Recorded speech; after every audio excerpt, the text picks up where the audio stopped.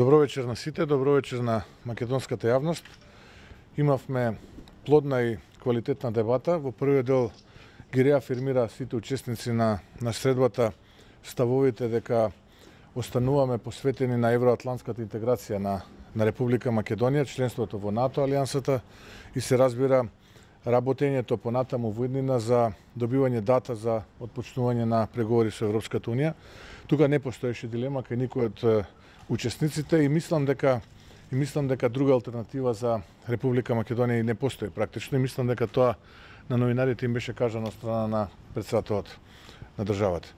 Во вториот дел разговаравме за предвремените парламентарни избори кои што се неминовност после ова што се случуваше, а тоа е нели оној дебакл кој што го доживеа владата предводена од Зоран Заев и СДСМ. Практично поразени се арамилукот, поразени се неправдите, поразени се сите оние криминални афери кои што се случуваа во изминатиот период. Следуваат предвремени парламентарни избори, на тие предвремени парламентарни избори победува обновата на Македонија, а потоа засукување на ракови и работа безкомпромисна работа секој ден, за да можеме да го постигнеме сето она кое што е изгубено овој период и Македонија да ја ставиме на брза лента за да стане дел од европското семејство.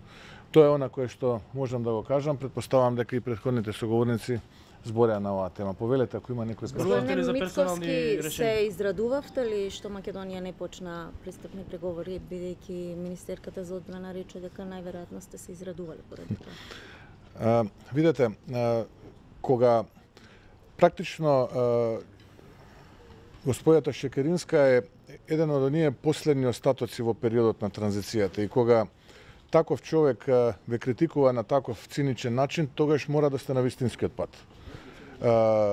Тогаш политиката која што ја водите е на вистинскиот пат и тоа само дополнително ме мотивира да останам на овој пат. Се разбира дека како ВМРО ДПМН ги отфрламе. И јас како човек ги отфрлам овие груби и тенденциозни незини цинизми и метафори. И не само незини, тоа е практично заедничка констатација, претпоставувам, и оној на кој што таа му е заменик претседател во рамките на партијата, господин Заев.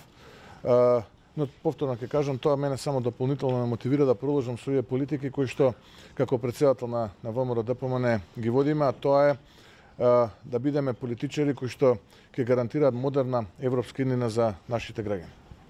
Разговаравте ли за персонални решенија за техничката влада? Кој ќе биде технички премиер, кој ќе биде предложите во техничката? Не, немаше таква дискусија. Техничката допро неколку пати сум го довел истото прашање, истиот одговор ќе ви го кажам. За нас беше важен процесот, добивање на термин за одржување на предвремени парламентарни избори, прашањата на персоналните прашања, односно имињата на луѓето, дополнително ќе ги предложиме. Така што битно е дека имаме нова реалност. Реалноста е дека чинам дека беше 3 јануари 2020 година ќе имаме нов технички премиер, ќе имаме нова техничка влада. На 12 април 2020 ќе имаме победник на предвремените парламентарни избори, а тоа ќе биде сигурен сум обновата за Македонија. Во која што да ги понудите на другите етнички заедници, декларативно велите дека им се враќате на сите граѓани, но тоа што го правите не е така, ги посетувате само местата што се со мнозинство македонци. Еве, ќе кажам на последната анкета на една од нашите национални телевизии, на прашањето за албанците ги прашале дали би гласале за македонска партија, 0,0 одговориле дека нема да гласат. Никој буквално нема да гласа за ВМРО. Дали има што да им понуди и дали мисли дека може да победите само со поддршката на еден во оваа држава? Симпатични ми се вашите прашања, ама повторно не сте во право. И вчера бев во Гостивар, каде што мнозинско население се албанците. Во право за таа нула. Тоа е во вториот дел од вашето прашање и тоа е повеќе како констатација, но во првиот дел од вашето прашање, бидејќи рековте добра констатација врз основа на навигација од анкета. Инаку во првиот дел од вашето прашање рековте дека не ги посетувам местата каде што мнозинство се етничките албанци. Еве вчера бев во Гостивар, имав можност на моje искрено големо задоволство, голем дел од граѓаните на Гостивар кои што не се етнички македонци, кои што се турци, албанци, да станат од локалите каде што седе и го пие своето предпланено попланено кафе, да станат, да се поздрават. Дел им прегрна и дел од нив кажаа дека ќе дадат подршка за мене и за ВМРО ДПМН во иднина, бидејќи се разочарани од сето она кое што во минатото го доживувале и од албанските партии, но и од СДСМ предводено од Зоран Заев. Видете, сме зборувале на таа тема, и вчера зборував, секој ден зборувам, не ја гледам суштината. Повелете. Во која насока беше ваш во главите на граѓаните тоа дека што ќе биде со криминалците, било тоа во власта на ВМРО, било тоа во сегашната власт и така натаму. Додека вие доаѓате, дали ќе штитите по партиска книжка или навистина ќе се трудите за истинска правда? Ниту некогаш ми паднало на памет, ниту пак ќе ми падне на памет да штитам криминалци. Дури вчера во Гостивар јавно кажав дека ќе се залагаме за предлог закон, откако ќе формираме новата влада, да се преиспита потеклото на имот на сите политичари во државата, актуелни, поранешни политичари и така натаму. И на тој начин да видиме да може секој од политичарите да докаже потекло за имотот кој што го стекнал. Да видиме како е тоа возможно од просечни политичари да стануваат просечни бизнисмени или надпросечни бизнисмени. Без разлика дали е криминалот сторен од поддржувачи на една или на друга политичка опција или луѓе кои што се политички неопределени. Или дали доаѓаат како поранешни функционери од редовите на ВМРО, ДПМН, СДСМ, ДУИ, Алијанса или било која друга партија. Или се граѓани кои што се политички неопределени. Или пак луѓе кои што во животот ги прекршиле законите и се осрамотиле пред граѓаните, мора да има одговорност. И тоа е еден од основните столбови на кои што ВМРО ДПМН ќе темели изборната програма на следните предвремени парламентарни избори. Ќе понудиме неколку реформски закони, се надевам дека ќе добиеме поддршка и од останатите политички партии во Македонија, затоа што навистина ние мора од некаде да почнеме, за да преку личен пример покажеме дека доста е на лажливците и криминалците во политиката, потребно е да дојдат луѓе кои што навистина пеколно жестоко ќе работат за подобра иднина на нашите сограѓани. Догата приказна накратко, не само што некогаш не сум правил компромиси, туку никогаш на памет не ми паднало да правам компромиси на сметка на законите. Случаите за кои што вие тврдите дека се политички мотивирани, како мислите тоа да го следите? Има некои случаи кои веќе има судска разрешеница, како мислите тоа да го следите, затоа што цело време обвинувавте дека се политички? За случаи каде што има судска разрешница и каде што има правосилна пресуда, се знаат законите какви се знае што треба и како треба да се постапува во тие случаи. Ако бил политички мотивиран? За кој конкретно зборувате? Не знам. Не знам за кој конкретно. Не, вие на кој мислите, на кој? Јас знам многу политички мотивирани, но вие кажете ми за кој конкретно. Како вие ќе се справите со И па видете, за мене е лично политички монтиран случај кога членот на извршниот комитет на ВМРО ДПМН и членот на Централниот комитет се држат 3 месеци во притвор, а потоа нема никаков обвинителен акт, нема истрага, нема ништо и така натаму. Да, ако тоа ме прашувате, јас се уште стојам на ставот дека тоа е политички монтиран случај. Но ако ми кажете дека поранешен градоначелник на општина во Македонија барал мито од 1 евро за еден и 1 евро за друг, а тука имаме ослободителна пресуда, повторно ќе ви кажам, и тоа е политички монтиран случај, но во спротивна насока, каде што е злоупотребена политичкото влијание и е донесена ослободителна пресуда. Но доколку ми кажете дека некој сторил кривично дело, имал транспарентна фер судска постапка, имаме правосилна пресуда потврдена од сите судови во државата, основни, апелациони и така натаму, ќе кажам, се знае како следи и треба да се почитува таа одлука од судот. Сега има и другите да учествуваат во дебата. Сте имале реакција на средбата во врска со бугарското барање да се укине македонскиот јазик? Во која насока беше вашата реакција и што баравте од владата, како да реагира? Да, имаше предлог да се зборува за теми кои што јас констатирав дека не се во ингеренциите на председателот на државата.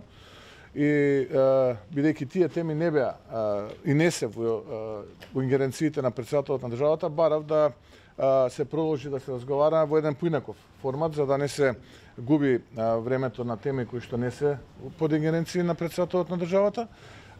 Потоа дадов предлог тоа што е под ингеренциите на претседателот на државата, тоа е политиката во одбраната и надворешната политика. Најсвеж беше примерот на декларација, резолуција во рамките на бугарскиот парламент, каде што со огромно мнозинство, мислам минус 4 или 5 гласа, беше донесен заклучок во кој што се бара од Македонија да се откаже од македонското малцинство во Бугарија и да се практично откаже од македонскиот јазик. Јас побарав да завземеме став како политички партии, можеби и ние да донесеме слична таква резолуција во рамките на нашиот парламент, дека тоа е навистина една огромна навреда и практично тоа никаде не води кон подобрување на добрососедските односи, туку напротив, тоа само ги заострува и се користи позиција за дополнително уценување и условување на нашата држава. На некој од следните состаноци претпоставуваме ова прашање ќе се реотвори и јас навистина инсистирам да се донесе во рамките на парламентот една резолуција која што ќе биде практично одговор на резолуцијата која што донесе бугарскиот парламент, дека ниту ни паѓа на памет, ниту имаме намера ние како ВМРО или како политички партии да постапиме согласно барањето на нашиот источен сосед. Ке ревидирате ли истрагата за рекет? Дали пописот треба да биде пред изборите? Молам? Дали пописот треба да биде пред изборите? Нашиот став околу пописот беше јасен и конзистентен и останува непроменет. Ние имаме повеќе од 20 забелешки, суштински забелешки. Бараме да се постапува според препораките на Евростат. Бараме пописот да биде статистичка операција, а не да биде политички договори или политичка платформа. И малку е неприродно кога имате попис на крајот од декадата. Логично е, и според препораките на Евростат, да имате попис на почеток од декадата, тоест, да бидам попрецизен, 20-та година е крајот на декадата, а 21-та, каде што ќе се прават пописите секаде во Европа, е на почеток од декадата. Тоа е една од тие повеќе од 20 суштински забелешки кои што ги имаме на законот за попис. Сега, вака како што е терминот, не гледам логично и методолошко објаснување дека во текот на идната година ќе имаме попис, што е, повторно ќе кажам, во согласност на нашите барања како политичка партија, но мислам дека 2021 година, кога ќе го прават пописот сите европски држави, ние треба еден таков европски попис, како што е во Словенија, како што е во Германија, Италија, да направиме и ние еден таков попис, да видиме, затоа што тоа е статистичка операција која што треба да даде одговор каде оваа држава во иднина треба да се развива од аспект на бројки. Ако ја добиете власта, ќе ревидирате ли истрагата за рекет и вмешаноста, нели, медици за вмешаност на некои високи функционери од сегашната власт? Видете, ревизионизам нема да биде политика на ВМРО ДПМН, туку комплетно независно обвинителство и судство, и го охрабрувам обвинителството и судството да работи независно. Ниту имам намера, ниту ми паѓа на памет адвокатите кои што патем речено ги немам, а кои што во моментот бевме сведоци како дел од адвокатскиот тим на премиерот го советува главниот обвинител господинот Јовевски ден-два пред да го прифати на писмо од притвореничката Катя Цанева. Таков тип на однесување, ево што сега ви кажувам дека нема да се случува, нити пак имам било каква намера да комуницирам со обвинители или со суди во насока на тоа да ревидираме, да правиме некаков политики на ревизиони политики. Но истовремено ги охрабрувам и ќе барам одговорност доколку се разбира не се постапува соодветно на законите и соодветно на процедурите. Не треба да има заштитени професии во оваа држава, секој мора пред законите и пред уставот да биде еднаков и да одговара. Доколку не се води постапката транспарентно, а има индиција дека не се води, секој од нив ќе треба да се сноси дел од сопствената одговорност во тој процес.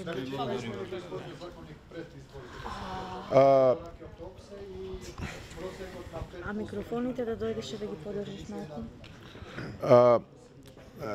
Секаде онаму каде што, како што велите вие, тоа отстапување плюс минус 5% е нормална методологија на нивелирање на границите на тие изборни единици и тука не гледам никаква причина зошто тоа да не се направи. Но кога зборуваме за нов изборен законник, препораките што се на ОПСЕ и ОДИХР, сигурен сум дека во периодот кој што следува ќе бидат дел од новиот изборен законник кој што ќе важи за следните избори. Но доколку ме прашувате за ревидирање на изборниот модел, не сум оптимиста дека нешто може по тоа прашање да се случи за овие избори, за некои следни можеби. Ви благодариме.